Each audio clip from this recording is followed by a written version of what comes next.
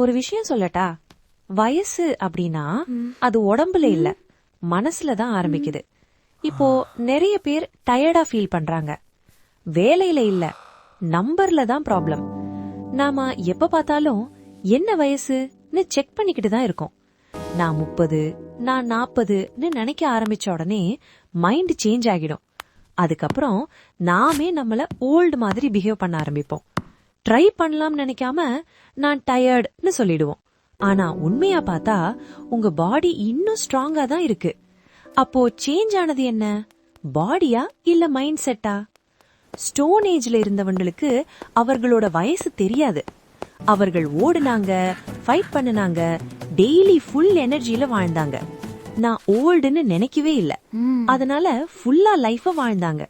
Calendar இல்ல, birthday இல்ல, age நினைவே இல்ல. ஆனா இப்போ எங்க பார்த்தாலும் ஏஜ் ரிமைண்டர் தான். போன் கூட சொல்றது நீ 35 ஆயிட்டேன்னு. அத நாம நம்ப ஆரம்பிச்சா அதுவே நிஜமா ஆகிடும். ஆனா ஒரு சிம்பிள் ட்ரிக் இருக்கு. மைண்ட சீட் பண்ணலாம். யாராவது வயசு கேட்டா ஏஜ் சொல்லாதீங்க, டேட் ஆஃப் பர்த் மட்டும் சொல்லுங்க. அவர்கள் தான் கால்குலேட் பண்ணட்டும், உங்க பிரெயின் இல்ல.